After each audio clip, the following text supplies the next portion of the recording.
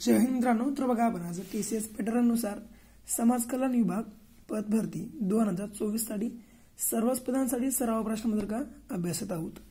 बघा महत्त्वाचं म्हणजे खूपच IMP प्रश्न आपण आज या प्रश्नपत्रिकेमध्ये अभ्यासणार आहोत. त्यामुळे एकदा व्हिडिओ तुम्ही शेवटपर्यंत पाहून घ्या आणि आपल्या चॅनलवर जर नवीन असाल नक्की चॅनलला आपल्या सबस्क्राइब करून घ्या. बघा आता पहिला प्रश्न काय आहे.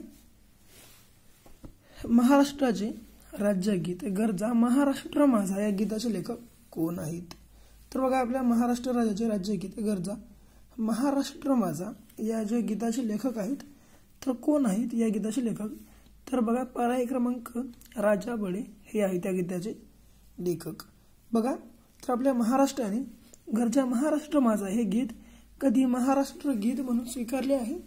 तर बघा छत्रपती शिवाजी महाराजांच्या जयंतीच्या दिवशी म्हणजेच 19 फेब्रुवारी 2023 रोजी आपल्या महाराष्ट्र शासनाने गरजा महाराष्ट्र माझा हे जे गीत आहे हे राज्यगीत म्हणून स्वीकारलेले आहे. बघा हे गीत गाण्याचा जो कालावधी आहे तो कालावधी आहे 1 मिनिट 41 सेकंद असा तो हा गीत गाण्याचा कालावधी आहे. हे सुद्धा तुम्हाला लक्षामध्ये ठेवायचं आहे. आणि जर असा प्रश्न आला हे गीत कोणी गायले तर शाहीर साबळे. तर कोण शाहीर साबळे या व्यक्ती या शाहिराने जे आहे हे गीत गायलेले आहे. हे सुद्धा तुम्हाला लक्षामध्ये ठेवायचे आहे. बघा छोट्या छोट्या गोष्टी लक्षामध्ये ठेवत जा म्हणजे छोट्या छोट्या गोष्टी म्हणजे तुमची पोस्ट निघेल. पुढे बघा भारत देशातील सर्वात मोठी ऊर्जा निर्मिती कंपनी खालीलपैकी कोणती आहे. बघा आपल्या भारत देशातील सर्वात मोठी ऊर्जा निर्मिती केंद्रे कोणती आहे तर NTPC ही कंपनी आहे. NTPC ही कंपनी. बघा या NTPC कंपनीची स्थापना कधी झाली तर 1975 साली या NTPC कंपनीची स्थापना झाली. आणि हिचे जे मुख्यालय आहे हिचे मुख्यालय नवी दिल्ली या ठिकाणी आहे. नवी दिल्ली या ठिकाणी. सुद्धा तुम्हाला लक्षामध्ये ठेवायचं आहे. छोटे छोटे बाबी लक्षात ठेवून घ्या. आता बघा आजपर्यंत आहे मित्रांनो आपल्या चॅनलवर फक्त सकाळी 6 वाजता जे आहे एक व्हिडिओ अपलोड केला जात होता. परंतु आजपासून आपल्या चॅनलवर सकाळी 6 वाजता व रात्री 6 वाजता एक व्हिडिओ जो म्हणजेच दिवसामध्ये जवळपास 2 व्हिडिओ आपल्या चॅनलवर अपलोड केले जातील. त्यामुळे नक्की पाहून घेत चला. खूपच तुमच्यासाठी इम्पॉर्टंट प्रश्न ठरणार आहेत. बघा या अगोदर सुद्धा आपल्या चॅनलवर बरेच काही भाग याचे आपण पाहिला आहोत. ते सुद्धा तुम्ही पाहिलं नसेल पाहून घ्या. तुम्हाला त्याची प्लेलिस्ट बनवून आपल्या खाली लिंक जी आहे तुम्हाला देऊन टाकतो.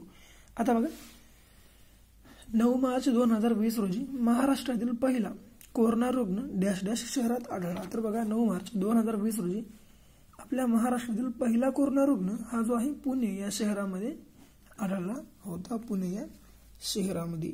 आता बघा पुणे या शहरामध्ये पहिला कोरोना रुग्ण आढळला.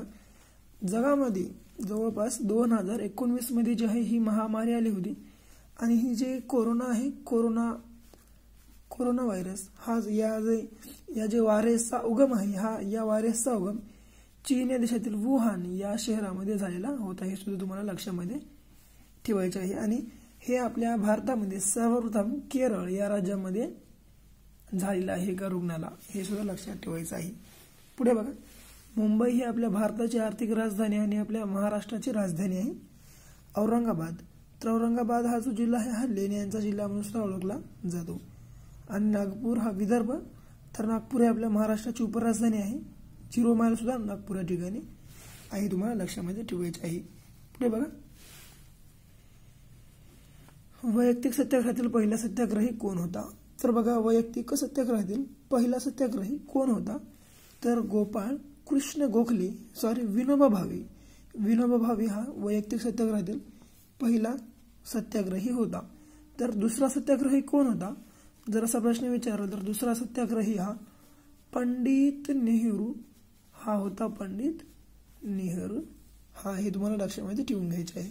बघा वैयक्तिक सत्याग्रहातला पहिला सत्याग्रही कोण विनोबा भावे दुसरा पंडित नेहरू. तर वैयक्तिक सत्याग्रहाची सुरुवात कधी झाली असा प्रश्न विचारला तर वैयक्तिक सत्याग्रहाची सुरुवात 1940 मध्ये जी आहे झालेली होती. हे तुम्हाला लक्षामध्ये ठेवून घ्यायचे आहे. आणि या सत्याग्रहामध्ये एकूण किती व्यक्ती होती असा जर प्रश्न विचारला एकूण व्यक्ती किती किंवा एकूण सत्याग्रही किती, त्यामध्ये जवळपास 25,000 जे होते सत्याग्रही सामावलेले होते. हे सुद्धा तुम्हाला लक्षामध्ये ठेवायचे आहे. पुढे बघा प्रश्न क्रमांक 5.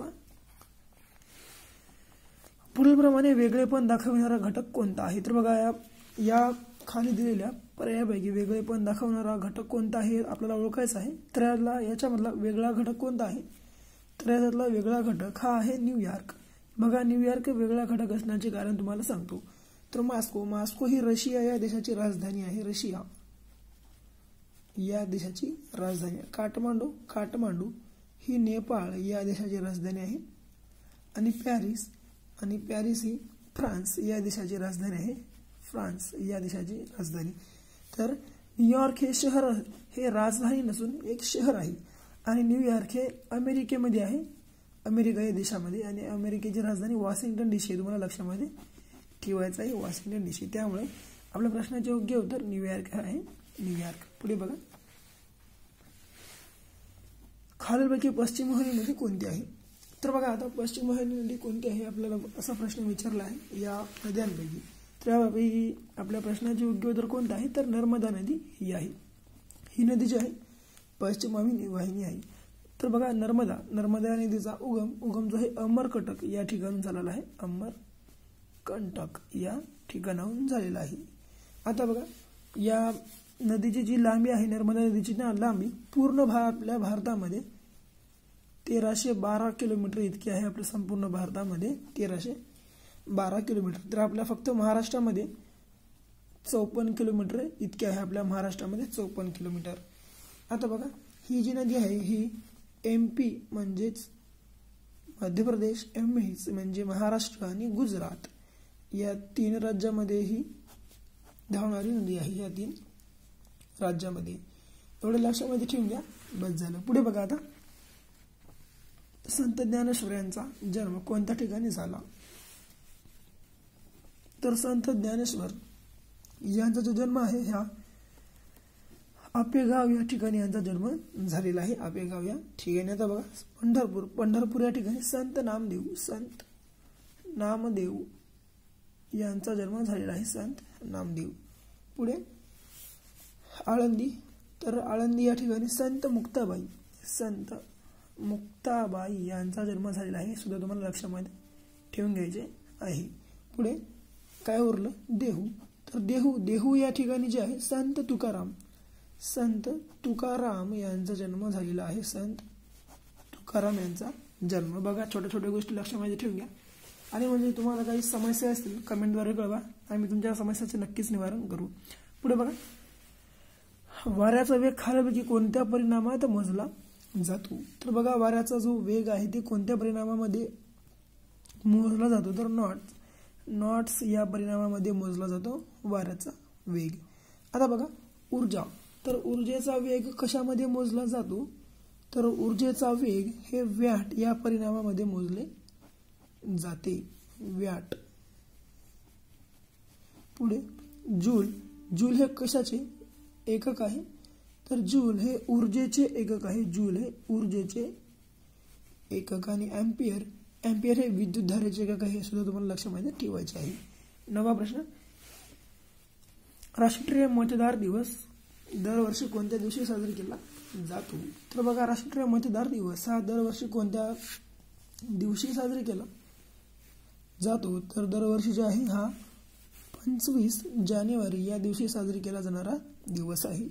बघा राष्ट्रीय निवडणूक आयोग. तर राष्ट्रीय निवडणूक आयोगाची स्थापना आहे आपल्या भारतामध्ये 25 जानेवारी 1950 रोजी झाली.